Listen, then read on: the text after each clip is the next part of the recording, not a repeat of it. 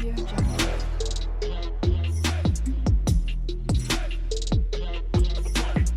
Audio Jungle. Erika Jayne and Rachel Zoe break down Amanda Frances' emotional bombshell. Good day, everyone. Welcome back to the Real Housewife Diaries. I am reporting live from the epicenter of what might be one of the most emotionally charged revelations to surface in the reality television sphere this season. What we are witnessing is not simply another manufactured moment of drama designed for ratings. No, what unfolded involves three women, each carrying their own weight of public scrutiny, personal struggle, and the kind of vulnerability that rarely surfaces in the carefully curated world of celebrity culture. Let me set the scene for you. The location remains undisclosed, but sources close to the situation confirm that Erika Jayne, the polarizing figure from the Real Housewives of Beverly Hills, and fashion designer Rachel Zoe found themselves face to face with Amanda Frances, a name that might not immediately register with casual observers, but holds significant weight in certain circles. Frances, known primarily for her work as a money mindset coach and entrepreneur, delivered what insiders are calling an emotional bombshell that left both Jayne and Zoe visibly shaken. Now, before I continue with the details of what transpired, I need to address something critical. The information I am about to share comes from multiple verified sources who were either present during this encounter or have direct knowledge of the events. This is not speculation. This is not gossip manufactured for clicks. This is journalism, and I take my responsibility to accuracy seriously. The weight of this moment cannot be understated. Erika Jayne, a woman who has spent the better part of 3 years defending herself against allegations tied to her estranged husband Tom Girardi's legal troubles, found herself in an unexpected position. She was not the subject of scrutiny. She was not the one being questioned. Instead, she became a witness to someone else's unraveling, someone else's moment of truth. Please, before we continue, do not forget to like and subscribe to the Real Housewife Diaries. Your support allows me to continue bringing you these stories, these moments of truth that deserve to be documented with the seriousness they require.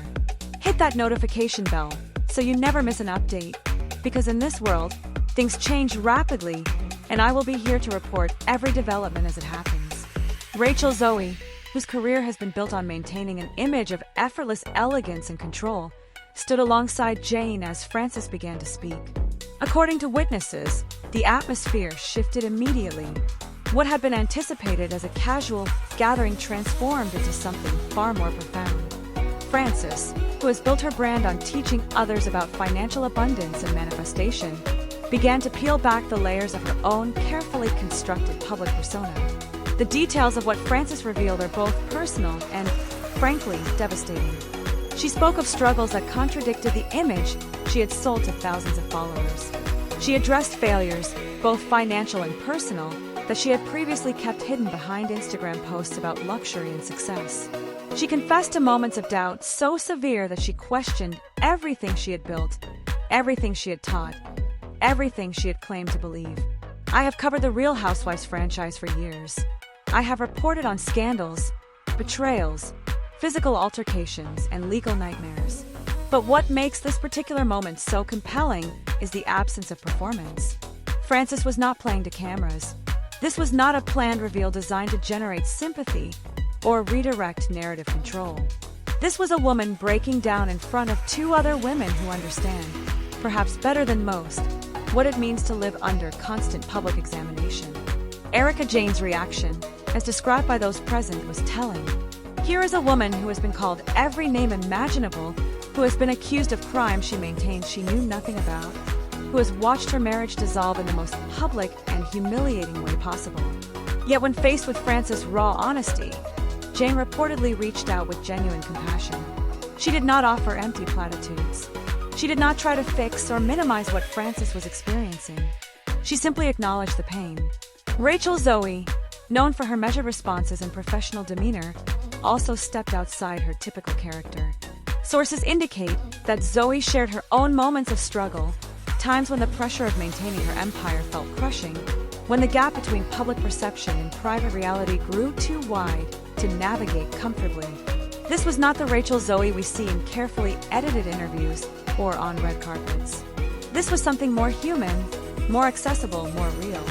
What Frances specifically revealed touches on issues that extend beyond simple reality television drama. She spoke about the pressure of being a thought leader in the personal development space, an industry that often demands constant displays of success, gratitude, and forward momentum. She addressed the impossible standard of never showing weakness, never admitting failure, never acknowledging that sometimes manifestation does not work, that positive thinking cannot solve every problem, that abundance is not always just a mindset shift away. The financial aspect of her confession carries particular weight. Frances has sold courses, programs, and coaching sessions promising to help others achieve financial freedom. She has positioned herself as someone who cracked the code, who figured out how to align energetically with money. Yet in this moment, she admitted to her own financial struggles, to making decisions out of desperation rather than abundance, to fearing that everything she had built could disappear. For Erika Jayne, this must have resonated on a profound level. Jayne's entire legal nightmare centers around money, around allegations that she benefited from funds that should have gone to victims of her husband's alleged misdeeds. She has maintained her innocence, claiming she knew nothing of Tom's business dealings, that she was as shocked as anyone when the lawsuits began. Whether you believe her or not, the parallel is clear. Both women have had their relationship with money scrutinized, questioned, and judged by millions. Rachel Zoe's presence in this trio adds another dimension. Her business empire, built on styling and fashion, requires constant investment, constant reinvention, constant maintenance. The pressure to remain relevant in an industry that moves at lightning speed, that discards yesterday's trends without sentiment, creates its own form of financial anxiety.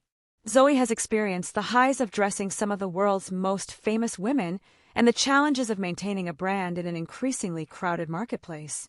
What unfolded between these three women speaks to something larger than individual circumstance. It speaks to the performance of success, the exhaustion of maintaining facades, the cost of living publicly while suffering privately. It speaks to the particular burden carried by women in the public eye, who are expected to be simultaneously aspirational and relatable, confident and humble, successful and grateful. The conversation, as reported, lasted for hours. There were tears. There were admissions that will likely never be made public in full. There were moments of silence where words proved insufficient to capture the complexity of what was being shared.